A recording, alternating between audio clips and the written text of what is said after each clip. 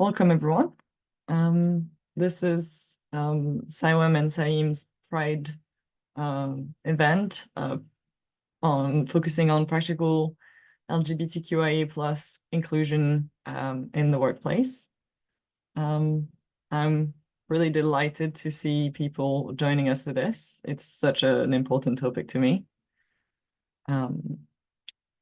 I'm June Noro. I'm policy officer at CIWEM. My pronouns are they, them, or he, him. And I'm delighted to be joined by Lee Nightingale. If you want to introduce yourself in a word or two. Absolutely. Hi there. Hello. My name is Lee Nightingale. My pronouns are she, her, and I'm CIEEM's Diversity and Inclusion Engagement Officer. I'm also a proud member of the LGBTQIA plus community. It's lovely to be here. Thank you for asking me, Jude. So before we start the webinar itself, I'm just gonna run through a tiny bit of housekeeping, which will give people time to join us as well. The webinar is recorded. This means that all my screen and all that we will be seeing, Lee and I, will be recorded. Your names won't appear in the recording. The recording will go on the YouTube channel, and usually takes a week or two after the webinar for us to extract the video and put it online, but you'll be able to have it and to share it if you found it interesting, or if you've not been able to watch all of it, you'll be able to go back to it. If you have any issues during this call, you can put a message in the chat, and one of my colleagues will try and help you. And if you have questions, you're welcome to put them throughout the session in the Q&A box, and we'll come back to them at the end of the session. You can also, if it's a question specifically for Lee or specifically for me, you're welcome to just say it at the start of the question. If you're a member of CIWEM, you can log this on your CPD hours, but this is not a CPD accredited webinar, so you will not get a certificate for this. All right, that's the general basic housekeeping. This is a webinar co-hosted by CIWEM and CIEEM. Both are Royal Chartered professional bodies. CIWEM is a chartered institution for water and environment management, and CIEEM, Lee, do you want to say the abbreviation? Yeah, absolutely. We are the Chartered Institute of Ecology and Environmental Management. Yeah, and you can find links to our websites and our visions and our membership and all the work we've been doing. My colleague will post the link in the chat. All right. Now that we've covered housekeeping, let's get started. So we're going to talk about understanding LGBTQIA plus identities. And I'm going to present what LGBTQIA plus means to start with, because I think it always sounds a bit, so it's a long abbreviation and it can be a bit daunting for a lot of people. So we're going to cover them. I think you'll find out that you know most of these words, but it's always good to have a recap. All right. First slide is the words that you probably know. Like nearly 100% of you will know these words. And it's the LGB side of the LGBTQIA. So L stands for lesbian, a woman or a feminine person that's attracted to women or feminine people. The G stands for gay, a man or a masculine person that's attracted to men or masculine people. And the B stands for bisexual, person that's attracted to people of the same and of different genders. And I'm adding here pansexual because it's not in the abbreviation, but it's an important term that is associated or sometimes conflated with bisexual. And pansexual means a person that's attracted to others independently of their gender. These are the main terms you will see around sexuality. They're not the only one that exists, but they're the main one that we will see, and they're the ones that are often covered when we talk about LGBTQI people. The second part of the abbreviation with the T and the Q covers gender identity. And gender identity is the personal experience of belonging to a gender. So it's the feeling of being a woman, a man, a non-binary person. It's not necessarily the same as the gender you were assigned at birth, but it can be. And the other term that is quite important to understand because it gets thrown around a lot is the idea of biological sex. So this is often talked about, used to talk about people's genitals or their gender assigned at birth. And it's generally seen as binary, male or female. In reality, I mean, a lot of you will have done quite a bit of biology if you're ecologist or environmental experts. And you will probably know that in reality, it's a collection of criteria as chromosomes, hormones, genitals, secondary characters, gametes that most of the time align, but do not always. And it's actually quite diverse when you look at nature, and it's not as simple as we sometimes make it out to be. So it's a model, it's a convention, it's not exactly just male or female, but we'll come back to it with the I as well in the letter system. All right. The T, the C, the Q, and an I. The T is transgender, someone whose gender is different from the gender they were assigned at birth, which is the opposite of cisgender, which is someone whose gender is the same that the one they were assigned at birth. The Q is queer, which is an umbrella term that covers all people that are not strictly cisgender and heterosexual. This word in England, I know, still has a lot of weight behind it, and some people really do not like using it because it was used until very recently as an insult and can still be used as an insult in specific context. So it's not a word we can throw around so easily. It's used a lot by the younger generation and not really appreciated by the older generation. So it's a word we need to be mindful of when we use it. And the I is intersex. It's a person whose body does not fit typical notions of male and female. So when we talked earlier about biological sex, it's people whose characteristics do not all align with the same category, male, female. And finally, the A stands for two things. It stands for asexual, a person who does not experience sexual attraction, or aromantic, a person who does not experience romantic love. People can be one or the other or both. And that doesn't necessarily mean anything about, they can be ace or asexual and still have romantic feelings for other people, still have relationships, and vice versa. And finally, the plus sign covers all the identities that may not recognize themselves in the other letters. For example, some non-binary people that don't identify always and exclusively with being a man or a woman, might not feel represented by the term trans, even though they are technically included. And some people might not want to label their sexuality or their identity precisely. And it might be useful. That's why it's useful to have the plus at the end to show that it's all those people, including the one that are maybe questioning, are maybe not labeled by, not covered by one of these labels. That's what the plus is there for. Right. And finally, I'm gonna talk to you about why we need to be doing that work and why we need to be understanding those identities and talking about this.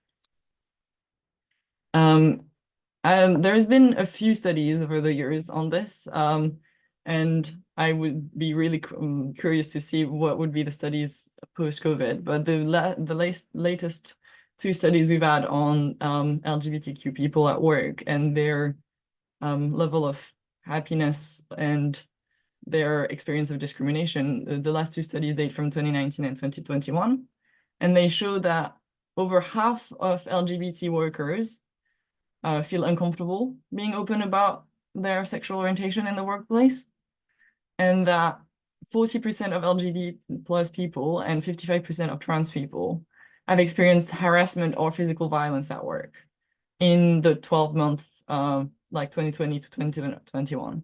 So that's a really, really big number.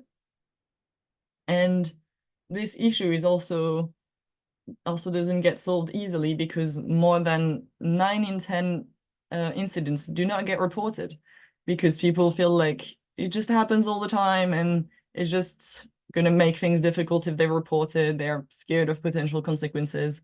So yeah, LGBTQ people deal with prejudices, they deal with discrimination, they deal occasionally with violence, and these are the reasons why we really need to move this forward and do better.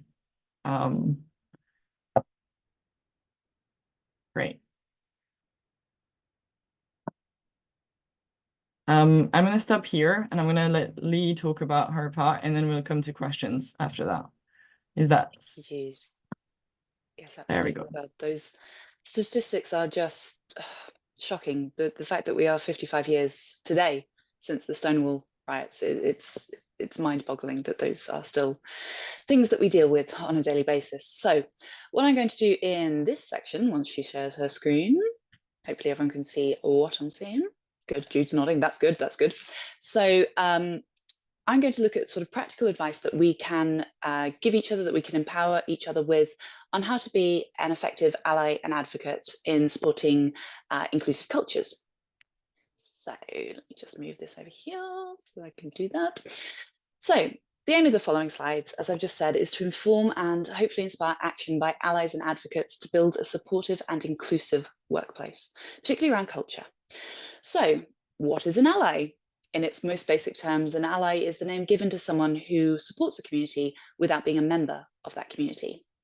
In order to be an ally, we need to look at the underlying verb, the doing word for ally, which is supporting a community without being a member of that community. Ally and advocate, which we'll move on to shortly, are more than names, they're actions. We do allyship and we do advocacy. So how does one do allyship? You can demonstrate allyship through personal strategies such as developing your self-awareness, for example, reflecting on your own biases and assumptions, or educating yourself about diverse histories, cultures, and identities. By showing up today, if you're not part of the LGBTQIA+ community, you are all actively demonstrating allyship. A key to developing self-awareness is to continue beyond today by regularly exposing yourself to current issues and evolving terminology. A great way to do this is to seek out resources such as books, podcasts, documentaries, or workshops. You can demonstrate allyship through active listening. Listen to the experiences of your colleagues without interrupting or invalidating their feelings. Actively validate their feelings and experiences using empathy. For example, hey Lee, it sounds like growing up under Section 28 had a big impact on you. That must be really difficult. Another really powerful tool that I've just learned in my own journey is to question my need to solve challenges by asking the questions, how would you like me to support you?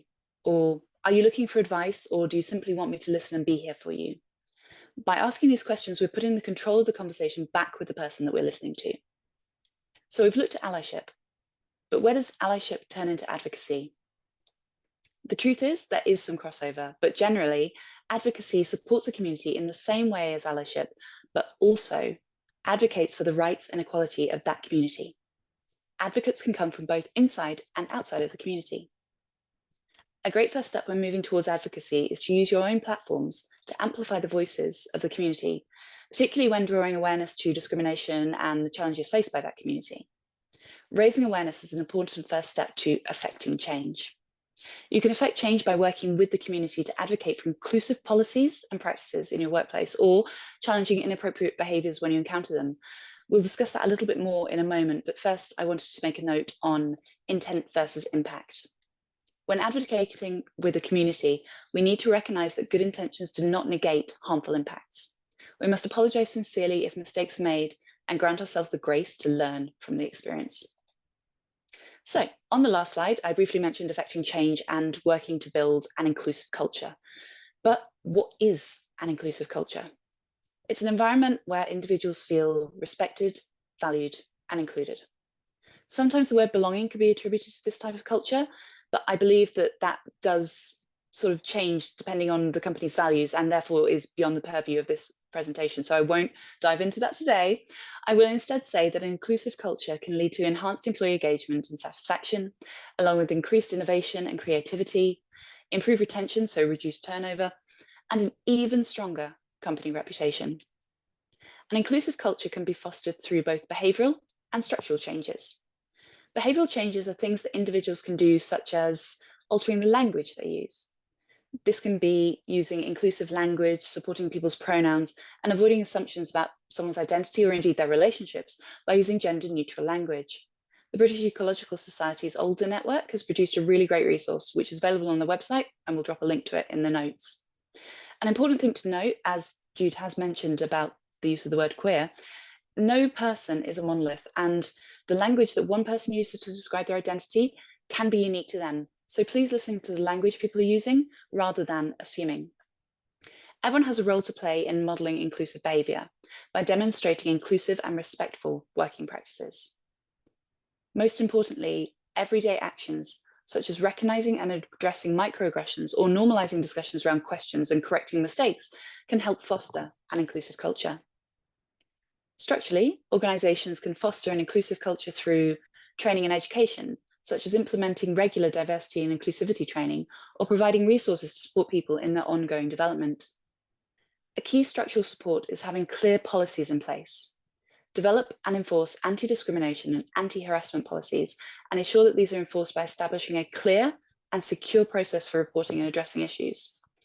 Champion the implementation of supportive practices such as mentorship programs, pairing employees with mentors or indeed reverse mentors to provide guidance and support. Another great area of support and guidance are employee resource groups, or ERGs, and otherwise known as networks. It's important to create spaces like WEM Pride for communities to connect and share experiences and advocate together for the community. Something very personal to my own heart is recognising the way that mental ill health intersects with these communities. Accessible support services are a vital structural practice. And I personally am so grateful that as a sector, we're starting to have more open conversations around how important our mental health is and that it's okay to seek support. Finally, it's so important to check the impact of implementation. It's important to undertake regular check-ins or reviews, such as conducting anonymous surveys to gauge workplace climate and ensure that any issues that are raised are addressed promptly. I'd like to look a little bit closer at behavioural changes. Remember, those were language, modelling inclusive behaviour, and everyday actions. Language is a fundamental part of our identity, as we have discussed. The way that we identify ourselves can be so empowering, and it's therefore critical that we respect how individuals identify themselves. By respecting the language people use, you're showing an understanding of how various social identities, be that sexuality, race, gender, etc., intersect to impact the lived experiences of our colleagues. For example, using someone's pronouns correctly is a sign of respect and validation of that individual's identity. Misusing or ignoring someone's pronouns can cause distress and lead to alienation. Some ways that you can reinforce this respect are through modelling this behaviour.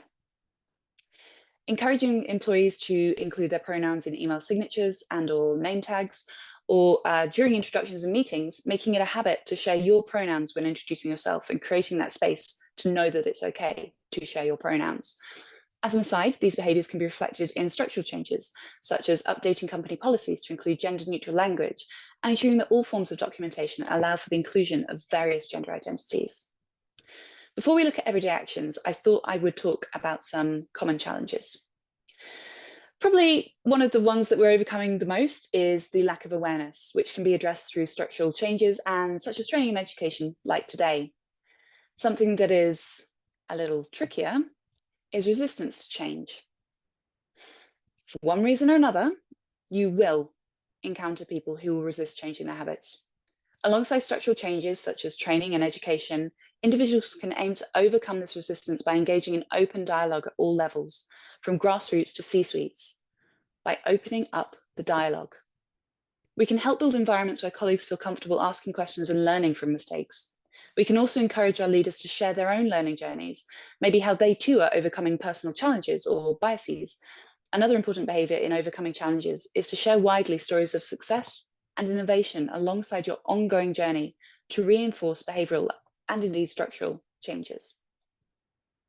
So, one of the most tricky everyday challenges that I find working in the work that I do is looking to foster an inclusive culture when you are privy to microaggressions. These are often subtle, often unintentional discriminatory comments or behaviours. Despite their subtlety, microaggressions can have significant negative impacts on the well-being and productivity of individuals. You may not know, but there are actually 3 types of microaggressions: microassaults, microinsults, and microinvalidations. Thankfully, microassaults, alongside some of the larger scale harassment and assaults that we have seen in the workplace, are less prevalent than they used to be. However, these overtly discriminatory actions as slurs are still encountered, and I often see them branded as banter. Oi. Micro-insults are more common, and these are comments that subtly convey insensitivity or demean a person's identity. Micro-invalidations too are also becoming less common through awareness raising, but these statements are sort of negative about or dismiss the experiences or feelings of individuals. Some common microaggressions in the workplace include questioning legitimacy, such as referring to people as token, implying that that individual must only have gotten their role because of diversity quotas. There are assumptions based on stereotypes, such as assuming that a gay man isn't interested in the Euros and therefore doesn't want to join in with that conversation. And invalidating experiences such as I don't see colour or we're all human, which disregards specific cultural and identity experiences. So, how should we respond when we encounter microaggressions? When witnessing, intervene calmly and respectfully, such as I don't think that's appropriate. Offer support to the affected individual privately. For example, I noticed that comment might have been hurtful. Are you okay? And when experiencing, assertively express your feelings. That comment made me uncomfortable. And if the situation does not improve, seek support from Human Resources, HR, or an ally. I'm now going to hand over to Jude to highlight a real-world example of the impact of allyship. Thank you, Lee. Yeah, so some of you may know that I came out as transgender and changed my name and pronouns a few months ago after working at CIWEM for about a year. But actually, I really benefited from allyship from some of my colleagues at CIWEM from the very start of my time there. When I first started, I had chat with a bunch of different people at CIWEM trying to understand how the how CIWEM works and what role everyone had and how I could work with them. And in one of those calls, I talked to the person that used to be at the time our company secretary, Francesca, and she was forthcoming about being an ally of the LGBTQ community. She talked to me about the work she was doing with our WEM Pride network, and how important it was to her that we were having those discussions and that we were creating this space. And this made me feel safe and safe enough to come out to her on the very first time I'd met her, even though I was not nearly ready to come out to everyone at work. But the fact that she'd been talking about this openly meant that I could come to her and have that discussion with her and tell her, look, I'm not there yet in terms of having that discussion publicly, but I really appreciate the fact that you're doing this work and I know that I can count on you as I go forward with this. And as time went on, I came out to a few more colleagues, and eventually I knew that I had enough support that I could make that step into becoming publicly myself. And I knew that if there was any issue, I could count on these colleagues to help me address them. I wouldn't be alone with the sort of weight of educating people. I wouldn't be the only person towards whom all the questions would be asked. And I knew I could get that type of help from people that may or may not be part of the LGBTQ community, but that cared enough to show up, show that they were going to support me, and open that discussion with me.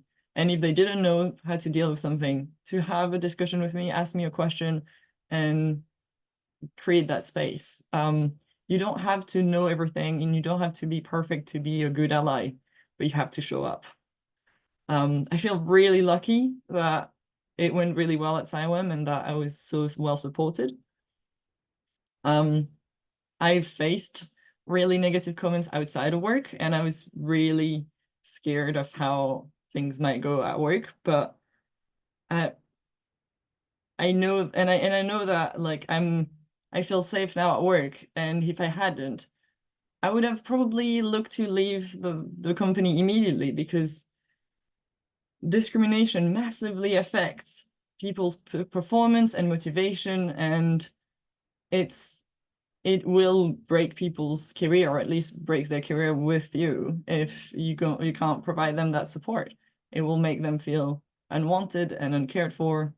And eventually just you'll lose really good talent to this. Or even if they don't leave, they won't be able to be fully focused and motivated and go above and beyond for the objectives that you're setting with them. So yeah, allies really important. Thank you, Jude. Thank you so much for sharing your story. From my perspective, watching you as you've gone through this, the difference in when I first met you to how I know you now, it's night and day. You feel like you're so much more confident. You're yourself, you glow. It's just, this is what good allyship does. It provides not necessarily safe spaces, because we can't ever guarantee someone's psychological safety, but the bravery that you know that you've got people in your corner that you can come forward and have those discussions. Oh, yes, I love it. I love it. I love it. Should we move on to questions, or was there something else you wanted to add Yeah, before? no, absolutely. Let's move on to questions and answers. This is the part that we really wanted to get into, and sort of, if you've got any examples of where you've overcome challenges in your own organisation, it would be lovely to share them. If you've got questions for us, please pop them into the Q&A, and we will answer them to the best of our abilities, because again, we don't know everything.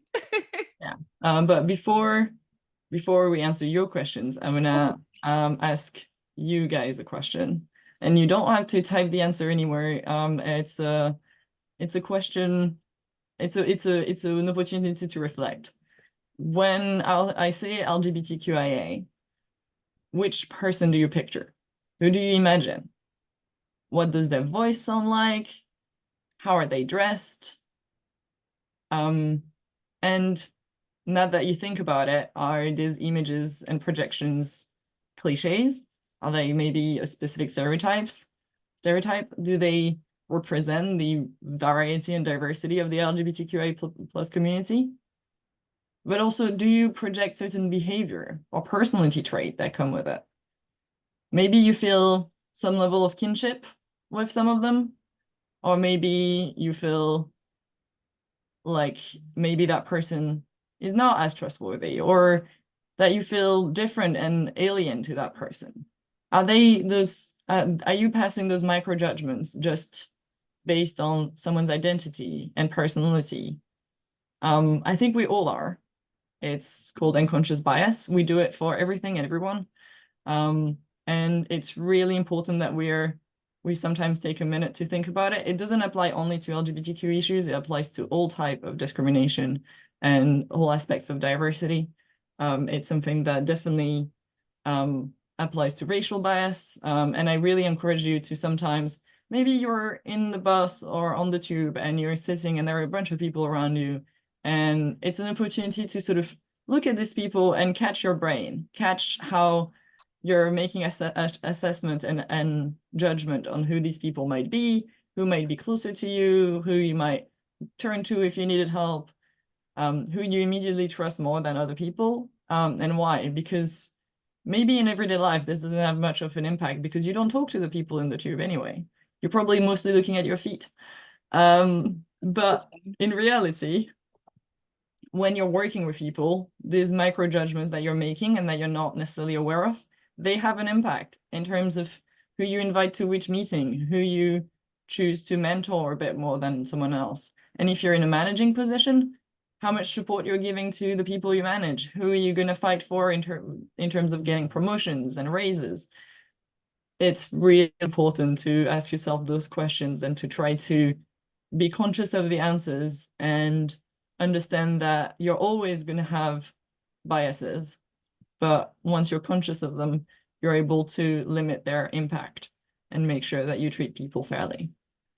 Yeah, I hope that gives you some things to think about. We've got already a few questions in the Q&A section.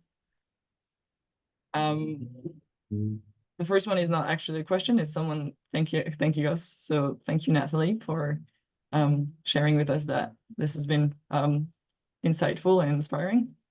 Emily is asking us if we can talk a bit about intersectionality. Lee, do you want to start on this? Or? Yeah, absolutely. So intersectionality is where different traits intersect. So you can have a queer individual who is also neurodiverse, and that is called an intersection. And traditionally, when we were addressing a lot of the challenges that individuals within communities facing, we were looking at things from a very community by community approach. So how can we advance the queer rights movement? How can we advance the Black movement? How can we advance neurodiversity and neuroinclusivity?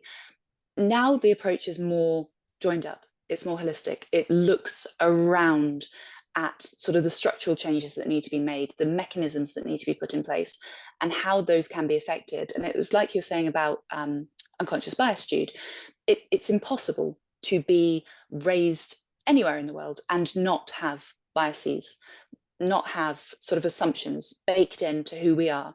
Particularly as a child of the 90s, I have my own stuff that I've had to work through, and it's been a long old journey. But through calling attention to that, like you said, Jude, we start to address that. Emily, I hope that answers your question, and thank you for joining the call. Yeah, I think that's exactly that. And I think what's also worth noting is that inside the LGBTQ community, people will be affected differently if they are also affected by other discrimination. When I talked earlier about who do you portray when you think of an LGBTQ person, for example, I think we often see a lot more representation of white people being part of the LGBTQIA community. And it means there is a big erasure and a feeling of not existing and not being seen as valid when you're a queer person of color. So that's one of the examples in which intersectionality is important, because we are not affected the same way when we're affected by several different discrimination at the same time. Thanks again, Emily, for your question. I think we have a question from Paula Jane on coming out at work and dealing with and the education aspect. She says, as a trans woman who only came out publicly 3.5 years ago, I feel that education is always best. And I also tell people that it's okay to make a mistake or say the wrong thing. They just need to apologize, correct it, and move on. What are your thoughts around that approach? And I'm gonna answer that first. I think I completely agree with you. When I first gave a similar talk to my colleagues, I talked about misgendering. What happened when you misgender someone? And my main answer is, if you catch yourself, if you hear yourself say something and you realize I shouldn't have said that, just correct yourself, say sorry, I meant that, and move on. If you make a big deal out of it, if you stop the conversation for this, it just draws a lot of attention into it, and it just disrupts the flow of the conversation, which is uncomfortable for everyone.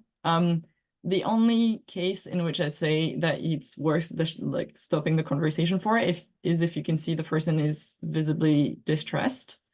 Sometimes those little misgendering event just pile up and someone may feel really vulnerable at that point, and it might be worth having a moment to say, would you like us to have a chat about this? I can tell that you're feeling affected. It depends also how close you are to the person. But in general, yeah, apologize, correct yourself, move on. Don't make a massive deal out of it. And if you don't hear it, you say something you didn't realize and someone else corrects you, same. Don't make a big deal out of it. Don't say, oh, I'm so sorry, this is so terrible, and go on for 2 minutes about how you feel about this. It's not the time, and it's not about what your identity or who you are or whether you're a good person or not. It's just you made a mistake, you correct yourself, someone corrected you, you apologize, and the conversation goes on. I think that's the best approach in the majority of cases. I don't know if Lee, you've I completely agree, Jude. I think in my head, we get to that place where this is completely normalized, that it's no different than saying, because I'm Lee, and oftentimes I'll get called Leah, and I just go, oh, sorry, no, it's Lee. And then the conversation moves on. There's no big apology and making it all about them and the fact that they have made a mistake. Like, we're allowed to make mistakes. We are not infallible. Like, we need to grant ourselves the grace to be allowed to have mistakes and to move on and learn from that. Ellen is asking, are there any legislations or best practice out there to try and influence our place of work to enforce unconscious bias training? Also, all my place of work does for Pride Month is change our logo, no statement or anything else. What can we do to stop the pride washing? I'm not aware of any legislation that would tell people that they have to do unconscious bias training. I think it's really up to each organization. But it's something you can request, and it's something that as employees you have the possibility to ask for and advocate for. It may not happen still, but it will show to the sort of people that are making those decisions that this matters to you and that it will give them the idea if they haven't had it yet. So just reach out to maybe your HR and said, oh, would it be possible for us to have access to an unconscious bias training? Or training on the very basic Equality Act, what do we mean by protected characteristics and things like that. And in terms of pride washing, that's a complicated question. Lee, do you want to? Oh, sure. I'll also say on unconscious bias training, obviously everything's backed up by Equality Act 2010. With the general election on July 4th, make sure you vote. There could be a change in how that is structured and how that is set within our policies. So things could be shifting, kids. With regards to being able to get that unconscious bias training within your organizations, this is where the power of networks comes in. The more people you have together pushing to say, this is something that we want, and requesting it, the more likely it is that you're likely to receive that. And with regards to pride washing, there is a reason that we don't change our logo over here at CIEEM. It's because we don't believe in pride washing. We don't believe that we should just throw up the colors and just be, hey, everything's rosy for a month and then it goes back. Like, Pride Month is every month. Like, we will not celebrate with colors until we have full equity. That is my personal opinion. And with regards to stopping pride washing, I'm afraid we live in a capitalist society. Pride washing is now, part of commercialism, and look at us, aren't we shiny and beautiful and wonderful? But call out those companies, talk to them, say, oh, hey, I see that you've got, your pride logo up. What are your internal policies? What do you do to support the community? Dig a little deeper with them. That's the only way that we're going to start calling attention to this practice, in the same way that we experience greenwashing. Like, dive into the data, find out what they're actually doing to support and hold them to account. Yeah, and if you don't have the time and energy to do such a big dive, at least ask the question. Yeah. Show that you care. I think at CIWEM we do put the colors on our logo for Pride Month. But we had a discussion about what we wanted to do this month for it. And we came out with, we're gonna do this webinar. But you can back it up, Jude. I think that's the thing. Like, when I look at CIWEM and I look at the policies, you can back up your rainbow. Yeah, and That's it's not mm, just the rainbow logo, it's the logo of our WEM Pride network.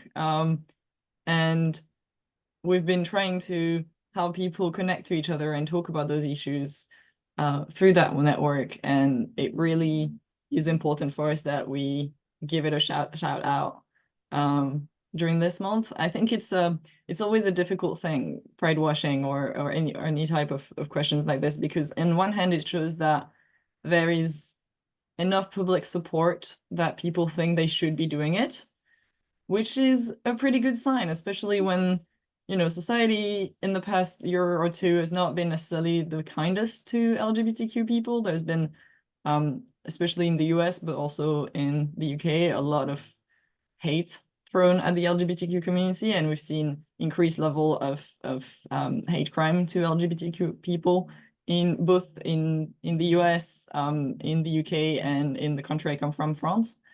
So it's definitely still reassuring to see that it's still worth putting the rainbow colors on your logo for companies right now, that they still think they'd rather do it than not. But it needs to come with engagements. I know that this year, companies that pay to be part of the Pride in London March, the parade that is tomorrow, have to also take some commitments and engage with trainings on those topics. So yeah, I think the ask questions if you can, try to push for engagements that will come um with those statement and those color change, and try and get more out of it. There is no simple solve, but when we show we care about what's behind just those colors, it helps move it upwards into something that actually matters. All right, we've got a question from Sarah asking, can you talk a bit more about policies that workplace can start to look at and co-create to help shift organizational cultures? Yeah, absolutely. For me, it's a lot around mechanisms and sort of hiring policies and who gets promoted to where and the visibility.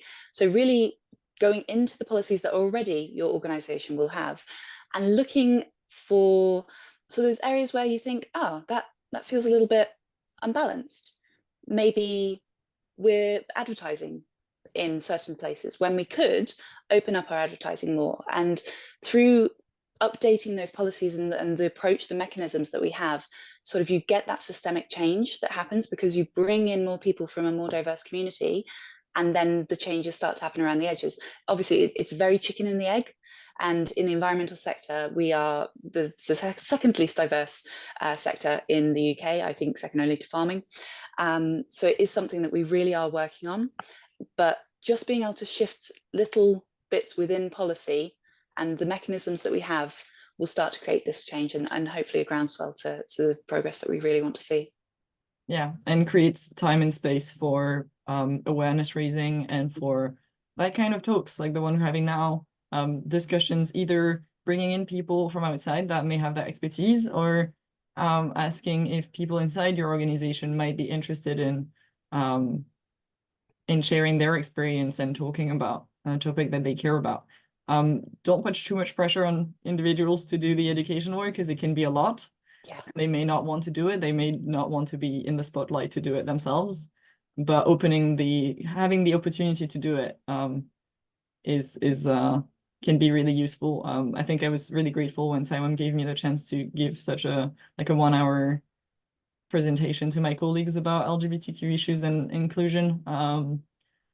It made it really useful, and I think it helped make the conversation a lot easier and move away from like, oh, this is a scary topic that we don't know how to engage with, so we're just not going to touch it, for some of the people, not everyone, but some of the employees, to, okay, I understand now that I can ask a question, that if I ask it, and I say, I understand if you do not want to answer this and you do not have to answer it, then I'm much more likely to have a good conversation with someone, because they feel safe to tell me, look, I don't have the bandwidth right now to have a discussion about this with you. Yeah, little things like this, but yeah, creating space and looking at how you hire people and bring people in, definitely. I'm sure all of you will have other ideas as well. And Oh yeah, but I mean that's just a couple of suggestions, and just touching on what you said, Jude, about sort of that emotional burden and not going to the same people time and time and time again is so important, because we will get emotional burnout if you use our resources. yeah, and maybe if your question is something that could be answered by a Google search, start by that. For some issues, it's nice having a discussion where you can have a nuanced approach by someone that is directly affected, but sometimes you're just unclear about something, and it may be that looking up a few definitions will make you put you already in a better position. Definitely, I completely agree. One of my favorite conversations I've ever had with someone, they'd gone away and researched sort of the term pansexual, and they just really couldn't make it click within their head. So they talked to me about the research that they'd done, and then I was able to explain in real world terminology sort of what it means for me on a day-to-day basis. And that felt like such an engaging and beautiful conversation, rather than, hey, you're pan, tell me everything. You know, like Yeah. it's a lot to put on a person. Yeah, it's kind of dehumanizing, well, not on purpose, but it's kind of looking at you as a sort of, Monolith, yeah. yeah, not actually interested in your personal experience and your feelings, but as, here, give me this information now. Yeah, I think approaching it with openness and kindness, and being open to being told no is a big part of asking those questions as well. Definitely. We've got a question from Sharon asking, do you get frustrated when people say things are better than they used to be? Oh my God. Yes. Yes, yes, yes. Frustrated. In every sector, things are better than they used to be, but let's look where they used to be. That isn't like a benchmark that we should be using. And so, yeah, I personally get incredibly frustrated when I'm told, well, things are better than they used to be, you know? I think I get it. Like I have, it depends on the context for me. Okay. It's also a question that I used to find really frustrating around feminism. People telling me, well, sexism is not a problem anymore. And then I used to work in the construction industry in my previous job. And I did a survey of the people that work on a few sites, asked them questions about inclusion and belonging. General open question, just a one-on-one interview. I was interviewing them, but the results would be anonymous, so they could say about anything they wanted. And the difference in what I would hear from the male technicians and the female technicians was intense. Men would tell me, it's great, everyone is super friendly, we have a great culture here, we feel really comfortable. We go out for pints, we talk about the football. And the women would tell me, well, no, we're not included. We're not, they don't ask us to go out for pints. They don't talk to us when they're thinking of hiring someone new. So they don't get our opinion or value our opinions. Unless we really like something they also like, we're not included in a lot of the discussions. And it means that when we have an issue, we're less likely to get help. We're also less likely to get the quality of our work recognized, and less likely to be promoted, because we're not even considered when people are having a discussion about promoting someone, because we're not around that table. Yeah, So absolutely. things definitely, like, the society is changing and a lot of things are improving. It's not direct line though. Not everything improves, and not everything improves at the same rate. And it can be really tough to hear that kind of sentences when they used to dismiss the reality of how It's that complicated it still is. micro invalidation again, like, oh no, Yeah. things are better than they used to be.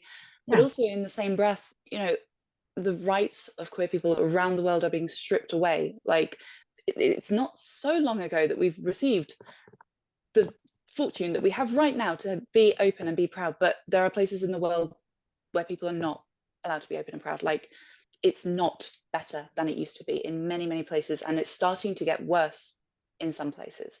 And that's why we need to keep celebrating Pride, why we need to keep having the conversation to make sure that we retain the liberties that we have been afforded. Yeah. So it's a frustrating question. I try to take it, if I can and if I have the bandwidth, to take it with to approach it with a bit of facts and like, yes. So what do you mean by it's better? Do you mean there are no problems? In which case, the numbers don't support this. There are still very much problems. If you mean, well, I had really bad experiences years ago and now it seems like it's not as bad. Yeah, we can have a discussion about this. I think it's true. I think there are spaces that have opened up since over the past years and decades. And it's great to be able to have this discussion. And actually I really value when someone tells me, oh, when I first started in this industry, people were really terrible to me because I was a woman and they didn't want to listen to me. They took to me like I was a little girl, and just made me feel insecure and unwanted. And now I get to hear young women in this sector and they don't have the same experience as me. Yeah, then I want to hear you talk about why you think it's better and how it's improved and how it's impacted your career and how we can continue doing this. But yeah, let's push the discussion further than just things are better than they used to be as a way of closing the discussion. Got a few people saying thank you. This webinar has been very helpful for my own understanding. I've got a question here saying, as a company, our head office is good with LGBTQ awareness. However, we struggle to get word out to the smaller treatment work. It's hard. Do you have any advice on getting word out to the more blue-collar sites? Yeah, absolutely. In my other life, I work as an ecologist and environmental manager, and going to sites and experiencing the banter way, it's, man, it is a real challenge. But by doing your own work and doing your own education to empower yourself to call out that behavior, say, hey, hold on a second, I don't find that funny. There's, I don't think that's appropriate. Being able to have those conversations, yes, please only have them if you feel safe enough, because I'm very, very aware that, particularly for ecologists, we're usually just on site randomly for a couple of days. But those companies will also have reporting mechanisms. So if you're not comfortable calling out that behavior in the canteen, in the site office, then make sure you escalate within your own company, your own organization, that can then feed that back. Because really, the way that we start addressing this is by only going to companies that we know are going to be respectful, that have good ethical practices, that have good sort of HR policies and processes in place, and being a little bit more what's the word I want to use, Jude? I'm having a bit of an ADHD day, so my brain is like being more selective in the companies that we work with. Yeah, I think what you're mentioning is part of holding people accountable and making sure that when they do something that is not acceptable, there is someone to tell them this was not acceptable. It doesn't mean that you need to get retribution for it. Sometimes they need to have just a bit of awareness raising and realize that what they said was not okay. I think in the question the person was maybe the company owns or operates a lot of those sites.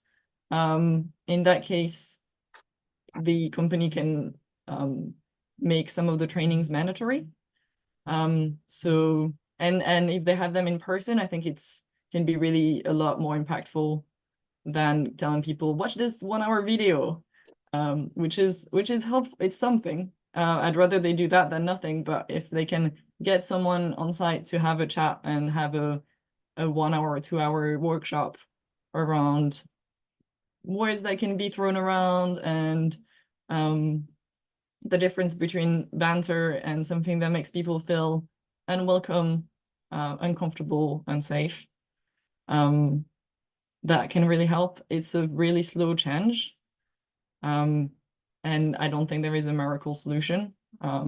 But having those discussions, trying to make sure that we have a reporting process for when something happened, because that's also one thing in a lot of companies, people don't feel necessarily safe openly reporting this to HR. They don't know if they're going to be supported. So making sure that you have potentially an anonymous way to say there's been an incident, and I'd like to just have it addressed. Yeah, I can't think of any other solutions from the top of my head, but it's definitely great to be able to have this discussion and say, how come we're really good at doing this in the office, but not very good at doing it on site? And how can we make sure that we're having those discussions? I mean, it's not going to change overnight, but there are things we can do to make sure that we're clear on the fact that some things are not acceptable and that people can have those discussions and that we can have opportunities to raise awareness. Great. I think we're slowly reaching the end of the time. We have a few more minutes. We've been asked also about online resources. I think we've already shared in the chat the resource, Lee, you mentioned, which was in your slides as well. I think Yes. Elder Network, the resource around language and pronouns. yes. Um, Great places to start for resources are places like Stonewall. There are so many organizations out there that have done the work to produce these resources. So if you have in-house sort of HR teams trying to tinker away and build them, like point them in the direction of people who are genuinely invested in the space. Because I think finding good training and bad training is a real key to getting this done correctly. One of the things that we've been working on with the Wildlife and Countryside link in our route map to racial equality is highlighting where we have found exceptional anti-racism training in comparison to just bog standard EDI training, and really flagging it up. So as a network, maybe it's something that we can do within CIWEM and CIEEM and sharing where we found best practice. That would be lovely. I would really appreciate that. yeah. We have one last, well, we have a couple more questions. I don't know if you'll have time to answer both. One of them is someone saying, I felt more comfortable and authentic, comfortable to be authentic after having anti-discrimination training and seeing non-judgmental culture. However, I still feel that I might accidentally do micro invalidations. So that was the question about resources, which we've already talked about the resources that are out there, but I think that I wanted to read the part about I've had some training and I still feel like it might not be perfect. I think that's normal. Just be open to being criticized about it, maybe, if that happens. And be just it's a working process. I think we learn throughout our lives. And we all have our blind spots. We all have causes and issues that we're more comfortable talking about, that maybe we've been exposed to more. Maybe we have people close to us that have talked to us about it. And issues that seem a bit further away from us because we don't personally know someone that has been affected or so it's there. I don't think there is a miracle solution except try and be mindful of it. And I think when we get criticized on something, we have the immediate reaction of being very defensive, and it's trying not to engage with that defensiveness and actually be open about that criticism and understand that. The grace, isn't it, to just say, I'm allowed to make a mistake so long as I learn from this. Like, there is a part of our brain that will only learn by making a mistake. Like, it's important that we make mistakes. There's something that has happened in the EDI sphere over recent years, sort of this analysis paralysis of everyone wanting to be perfect and not defend anyone and not stepping foot. Like, nothing will happen if we stay in that perfect space. We need to be granting ourselves the grace to allow ourselves to be a little bit messy so that we can learn and we can move forward, because it's the only way we're going to make progress. Yeah, make space for feedback, both professionally, because sometimes we make mistakes professionally, but also on all those aspects of human interactions. Space for allowing people to come and say, I wasn't comfortable with this. Can we have a chat about it? Or could you please read this? Because I think you misunderstood, or you might not be aware of this. And sometimes people will come at us with the wrong language, or we will have the wrong language around something. And we just have to try and be patient and kind and not get defensive and not get too caught up in it, and also accept that people have feelings and that we might not mean to hurt their feelings, but sometimes we do, and we have to acknowledge and be really like actually care about the fact that it made them feel bad, and not just assume that well, I didn't mean to make you feel bad, so it's not on me. It's not on me. It is. It is, even if you didn't mean to. We don't mean to, and sometimes we still mess up. But hopefully having this conversation helps with moving in the right direction. All right, it's already 1 minute past 1. It's fun time. I'm really, really grateful to all the questions we've got and the discussion we were able to have. Thank you so much, everyone. Thank you so much, Lee, for joining me today. Thank you, Jude. It was such a great use of our time, I think. And I hope that we can have more of these discussions in the future. I think there are loads of CIWEM and CIEEM events coming up in the future. Please check our websites and come and engage with us. And if you'd like to join the WEM Pride network, you can find us on LinkedIn, or you can send me an email and we can have a discussion about it. Thank you so much, everyone.